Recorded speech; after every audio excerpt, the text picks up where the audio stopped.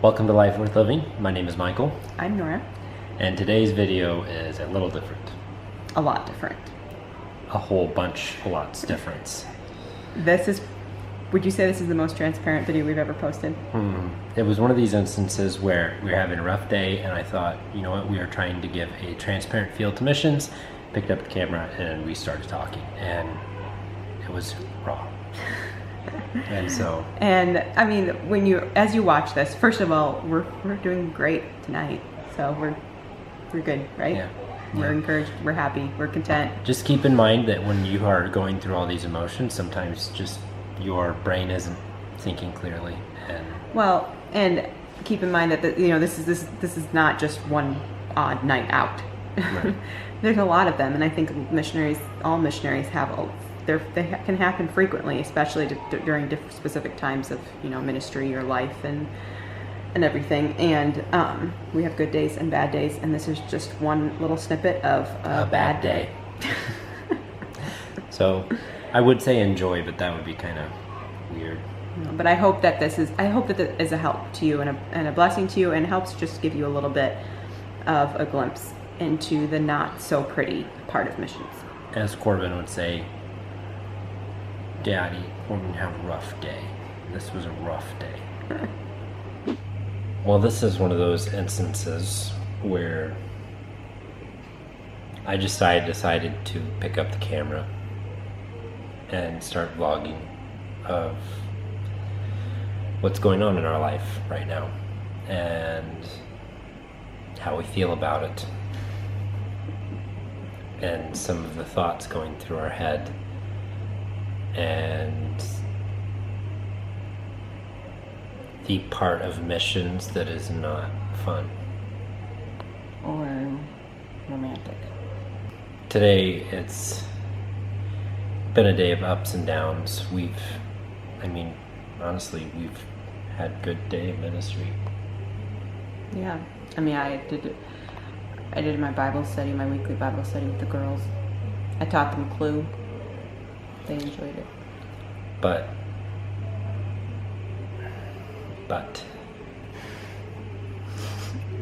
What? Hello, my name is Michael. This is my wife, Nora.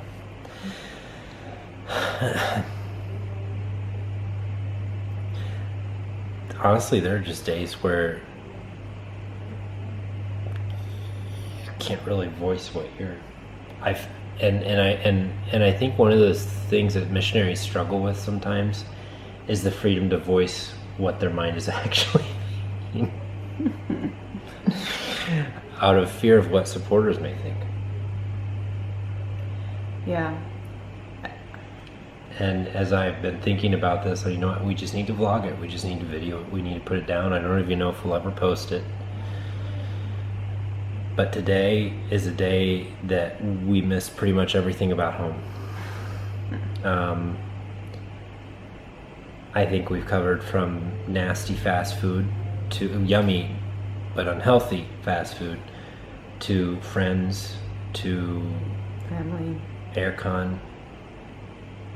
Full-time aircon. Familiar smells and People and culture and stores. And none of this is a slight with the country that God has called us to. It's part of culture shock and homesickness that comes with living away from the country that you know. And I feel we've been out of the U.S. This is the longest I've been out of the U.S. ever now. It's 10 months that I've been out of the U.S. I feel like, is this the longest you've been out of the U.S. too now? Yeah. No.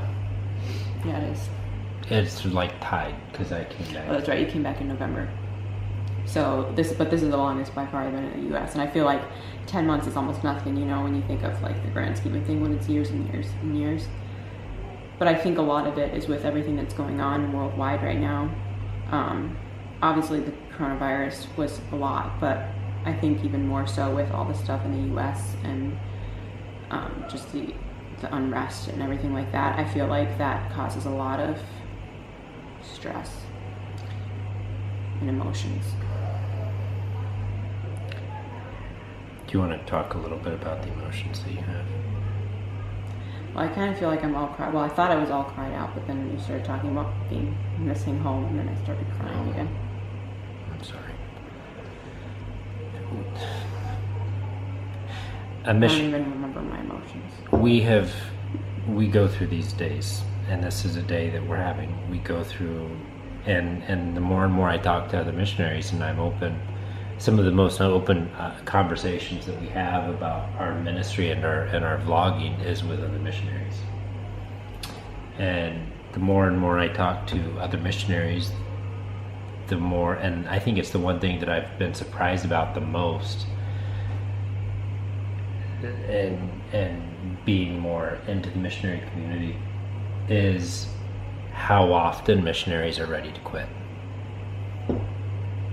and how many times a week we're just ready to be done. And I think what's frustrating about today is we've had a really good day of ministry, and yet still at the end of the day we want to go home, and we want to be home, and we want to hug our mom and dad, and we've been here for 2.5 years. Like, we've been away from our parents for a long time, and we didn't expect culture shock to last this long. I think with all the craziness in the world, it makes it a little bit harder, because you want that like calming comfort of, you know, being with your family when there's so much going on, and it's very unique living outside of your country when there's so much going on, because all that you see that's going on is just through the lens of the media and what people share on social media. And you're not going to the store, you're not living your life, you know, like day-to-day normal life. You're not seeing all of that life moves on, you know, things, most of people's lives are just still normal. And living outside of the US and only seeing just the highlights of all the chaos, lowlights, I guess, of all the chaos, it can seem very, very overwhelming. I mean, almost sometimes, like, in our view of how we've seen things, and it feels like the whole United States is just up in flames. Yeah, because that's all that's getting posted and shared, you know, is all the horrible things that are happening and going on. Maybe some people believe that, and that's your prerogative, but it's just been, I don't know. I think too, with my health, and just I guess, I don't know if we've told them that I went off the diet. Did we tell them that? I think you may have mentioned it. So I've been off the diet for a couple weeks now, but I feel like that's probably been another thing. Is just like my health is just not good, and the diet didn't do anything, and so it's just, I've been really down. To be completely honest, I've just been really down, and I feel probably the most lonely I've felt ever.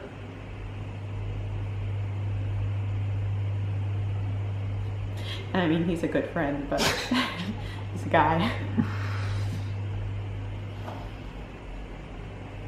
When we Michael was talking about this earlier, and when we were on deputation to come here, we knew that we weren't going to be working with any veteran missionaries. We knew there weren't any other missionaries there. And so we knew, you know, it was going to be lonely. And it's one thing to talk about it and, you know, see it coming and know it's going to be coming. But it's a complete other thing to actually live it. And I think when you're working to, you're raising money and you're trying to be excited and get people on board with it. I mean, you're looking at it as the positive views of, like, it's going to be an adventure. It's going to be like this. It's going to be this stuff worthy of missionary biographies. Well, in reality, it's just plain hard and not fun and lonely. And I mean, you have friends here, but when you grow up in one culture and they grow up in another culture, there's so many things that are not in common. So many barriers to a friendship. And I feel like, and you know, it's interesting, this is extremely common, actually, every missionary goes through it, as far as, you know, when you move, you no longer understand your friends that you left, and they no longer understand you. And it's not that you don't want to understand them, and it's not that they don't want to and try to understand you. It's just it just doesn't happen. It's because you change, and your experiences change, and the culture that you're in changes you, and just, you know, having the experience of living outside of the U.S. and living in a different country changes your view of so many things. And so then, you know, especially being here without any other missionaries, you kind of, I don't fit in here, I don't fit in the U.S., I don't, you know, I can't understand my friends here, I can't understand my friends in the U.S., and so it's just kind of this, just feel all alone.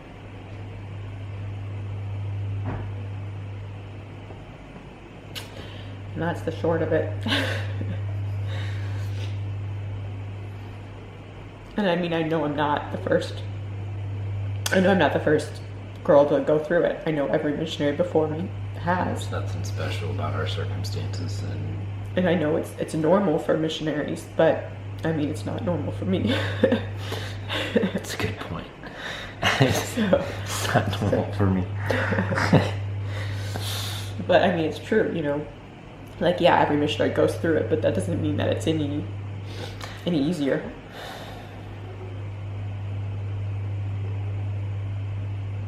Do you have any thoughts of voice? The mission field changes us. And, I mean, no matter how much we become like Solomon Island culture and how much we adopt Solomon Island culture into our thinking and into our heads, we're still never going to be Solomon Islander. But the Solomon Islander thinking is still going to change us. We're still going to be changed. We're still going to be influenced by the Solomon Island culture. Then we go back to the States, and that difference is going to stick out. And so we're not going to be viewed as normal people. Normal Americans. Not normal people, but normal Americans. And so it's essentially, I've heard it this way, a missionary that spends a good amount of time on the field no longer becomes a man without a country. Which, it's true. As Christians, we are. Mm-hmm. And I think that's kind of the main thing that you have to hang on to, is the fact that we are pilgrims in this world. This is not our home. But at the same time, you know, as far as, you know, having friendship and that encouragement, and, you know, people to encourage you, and I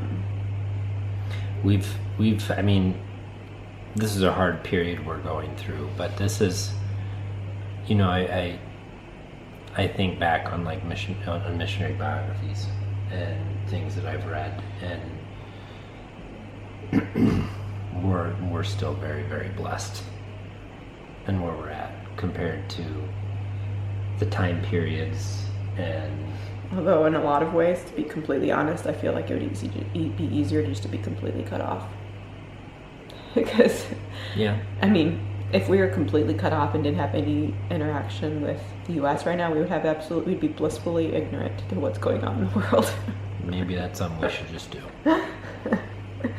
And, you know, then it would just be, you know, I wouldn't have such a hard time missing, you know, which veteran missionaries had given me advice when I was on deputation about, you know, being careful about how much time you spend even just communicating with your family, but on any like social media or anything like that, to be careful with that, because it does provide, it can hold you back, and it can be more of a source of discouragement than encouragement. But and so I'm so lonely, you know. And I mean, with this evening that we've had, we've talked about some ways that we can. I haven't really settled on anything, but definitely talked about some ways that we can adjust in our life to be focused on other things. So I've been journaling and did some meal planning to kind of give me purpose. And I've been listening without hardly not knowing anything to say.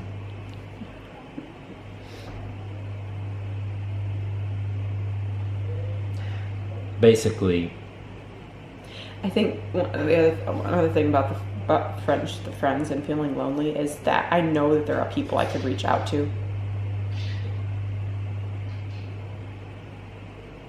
Gecko just got eaten. By another gecko? I don't know.